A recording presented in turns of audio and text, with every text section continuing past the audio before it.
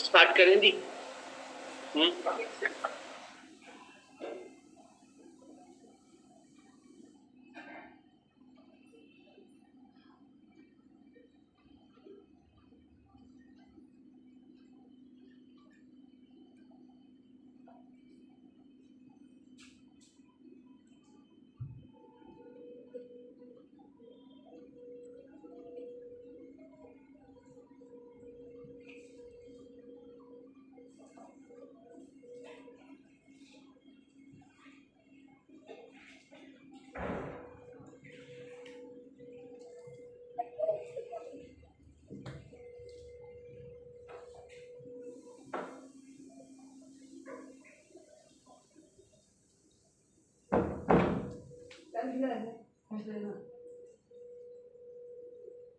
First bench पे बैठ के पत्थर मार रही है ना।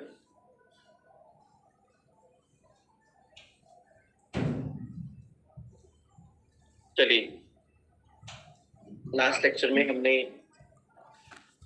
शिफ्टिंग ऑफ रजिस्टर्ड ऑफिस किया था फ्रॉम वन स्टेट नहीं within the same village city and town.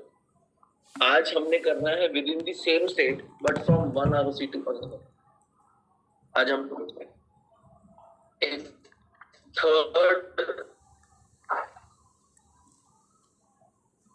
Case कर रहे हैं, that is change of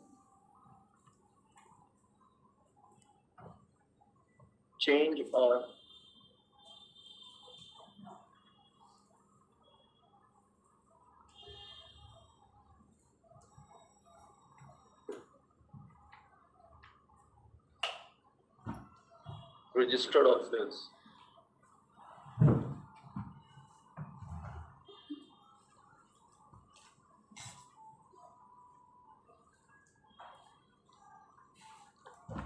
Within same state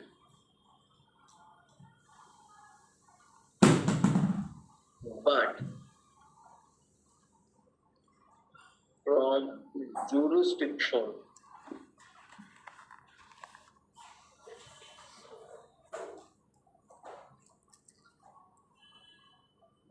of one ROC to another.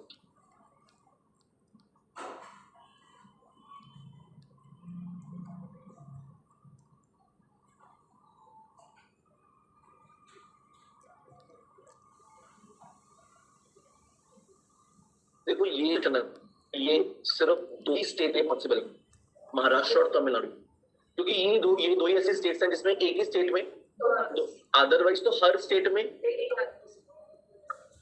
तो स्टेट सेम है बट आरओसी डिफरेंट है।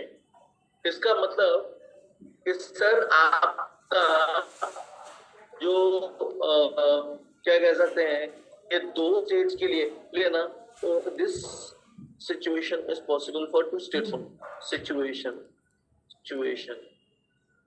is possible for only two states. कौन सी बोलो? And Tamil Nadu. Maharashtra में दो आरओसी, कहाँ पे बोलो? मुंबई पुणे है ना, मुंबई एंड पुणे। तमिलनाडु में भी तो आरओसी है, बोलो कहाँ कहाँ बोलो? चेन्नई कोयम्बटूर है ना, चेन्नई कोयम्बटूर।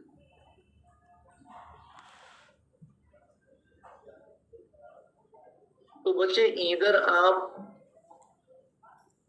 मुंबई से पुणे शिफ्ट हो रहे हो तब स्टेट सेम रहेगी मगर आरओसी बदल जाएगा ना, या जब आप चेन्नई से कोयम्बटूर शिफ्ट हो रहे हो तब आपकी स्टेट तो सेम रहेगी तमिलनाडु, बट आपका आरओसी बदल जाएगा। तो इस केस में हम क्या प्रोसीजर्स फॉलो करेंगे, that we have to read today. और उसकी बात करें।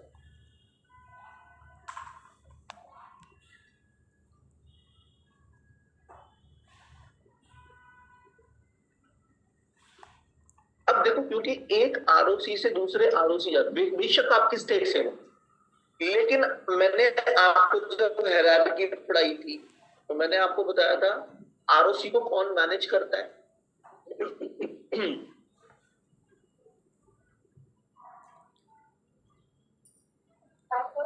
आरओसी को कौन मैनेज करता है?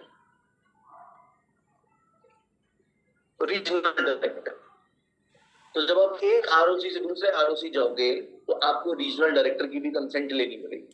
मैंने रीजनल डायरेक्टर क्यों आ गया बीच में? अभी तक तो जो भी कुछ हो रहा था सब आरओसी से ही हो रहा था।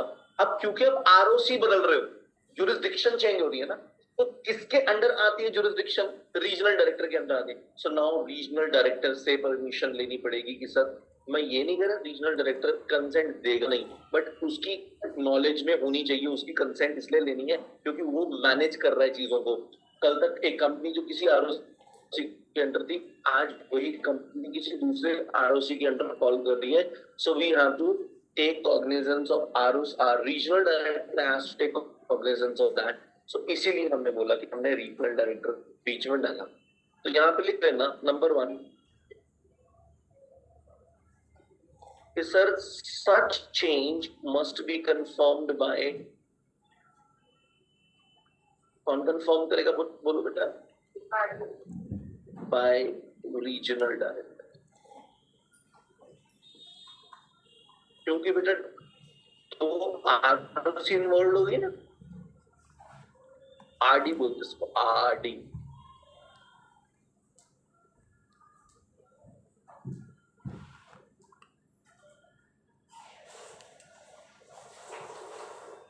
तो मतलब we company have to make application to regional director. Company को कहां लगानी पड़ेगी बेटा? Company have to make an application to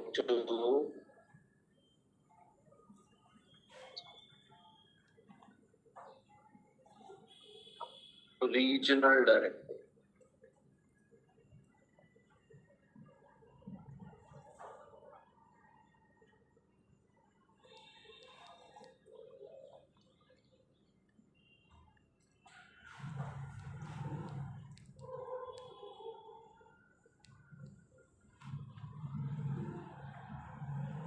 हमने बोला कि सर जब आप एप्लीकेशन लगाओ उसके बाद आरडी एक हियरिंग, यहाँ पर वो पार्टीज को हियर करेगा।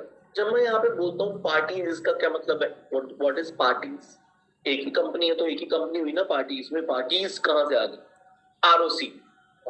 कंसर्न्ड आरओसी को भी सुनेगा, माने जिस आरओसी की जुरिस्डिक्शन से उठ के दूसरे आरओसी की जुरिस्डिक्शन में जा रहे हो तो वो आरओसी भी कंसर्न पार्टीज है। तो रीजनल डायरेक्टर उनको भी बुलाएगा, उनसे भी पूछ लेगा कि भैया आपका कोई कंसर्न तो नहीं है? एक कंपनी है वो हमारे पास आई है कि वो अपना जुरिस्डिक्शन चेंज करना चाहती है, एक आरओसी की जुरिस्डिक्शन से दूसरे आरओसी की जुरिस्डिक्शन में जाना, स्टेट सेम है बट वो आरओसी चेंज कर रहे हैं। आपको कोई दिक्कत तो नहीं? आपको कोई परेशानी तो नहीं है? कहीं ऐसा तो नहीं कि एक आरओसी के अंडर कोई उसने गोल गपले कुछ ऐसे कुछ इन्वेस्टिगेशन वगैरह चल रही हो, उसने कहा जान छुड़ाओ इस आरओसी से दूसरे आरओसी के अंडर चलते हैं? कहीं ऐसा तो नहीं है? एक बार जरा देख लो। तो after hearing the parties, when we say after hearing the parties, that mean कि वो सारी, एक तो कंपनी को भी बुलाएगा, आरओसीज को भी बुलाएगा, दोनों जो, अगर आप जैसे मुंबई पुणे, तो मुंबई आरओसी को भी बुला लेगा, पुणे आरओसी को भी बुला लेगा कि भैया अपना अपना रिप्रेजेंटेटिव भेजो और एक बार आके जरा इस कंपनी का देख लो क्या है। तो यहां लिख लेना that RD after hearing party, after hearing party. Sir हाँ बोलो बेटा। सर आरडी ने मना कर दिया तो फिर नहीं हो सकता। तो बड़ी तो वेरी सिंपल परमिशन लेना अगर हुआ ना, आपने मना ही कर दिया तो वो आपने आपने मान लो कि अपने स्कूल के साथ एक कैंप पे जाना था, मम्मी से पूछने के लिए गए, मम्मी मैं जाऊं, मम्मी ने मना कर दिया तो नहीं जा सकता खत्म। तो वो तो सर परमिशन लेना हो गया ना, कंसर्ट थोड़ी। हाँ जी, वो तो परमिशन लेना हो गया ना फिर। हाँ तो नहीं, आप कंसर्ट वर्ड यूज कर रहे थे इसलिए मैं कंफ्यूज थी, मुझे लगा उसको इन्फॉर्म करना है। कंसेंट एंड परमिशन,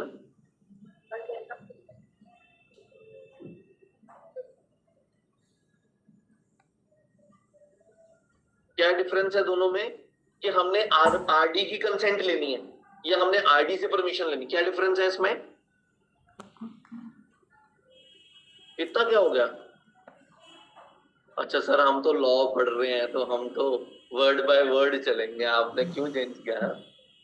ठीक है, तो आफ्टर हियरिंग पार्टीज हमने बोला कि sir RD after hearing parties shall pass necessary order. Necessary का मतलब है हो सकता है कर भी दे, हो सकता है ना भी करे, क्योंकि ये तो डिस्क्रिशन किसकी है। लेकिन इसको ऑर्डर पास करने का टाइम है with in a period of order, with in a period of 30 days. कितने टाइम में बेटा पास करना है? 30 डेज के अंदर पास करना। 30 डेज कहां से बेटा? On receipt of application. जिस दिन आपको एप्लीकेशन मिली ना बेटा, जिस दिन एप्लीकेशन मिली ना, उसके 30 डेज के अंदर आरडी जो है नेसेसरी ऑर्डर पास करेगा।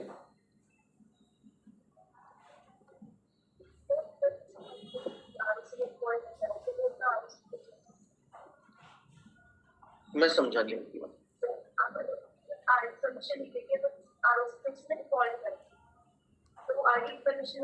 या कोई और भी रीजन हो सकता है।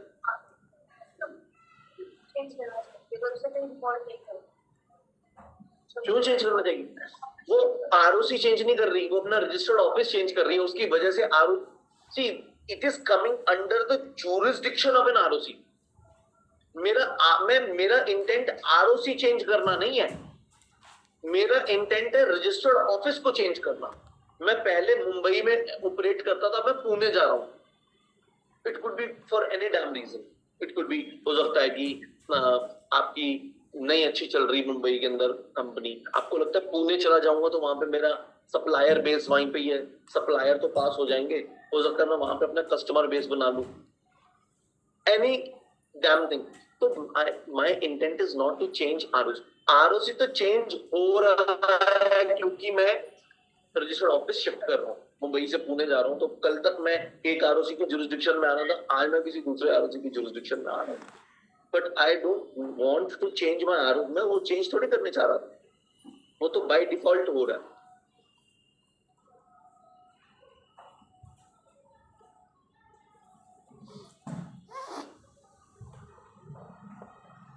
और सर जो भी आरडी का ऑर्डर आएगा, order of RD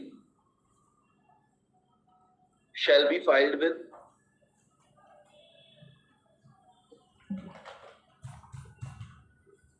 ROC within 60 days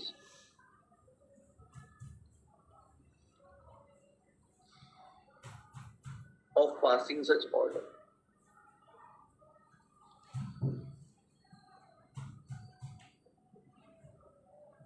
अच्छा मैं आपको एक बात बता दूं, सुनना, बड़े ध्यान से सुनना बात। जब हम देखो क्या है, कंपनीज एक्ट के अंदर ना बड़ी सारी टाइमलाइंस हैं। जैसे एग्जांपल के तौर पे फॉर्म फाइल करने के टाइम में मैंने कैसे याद किया था, that I am telling you.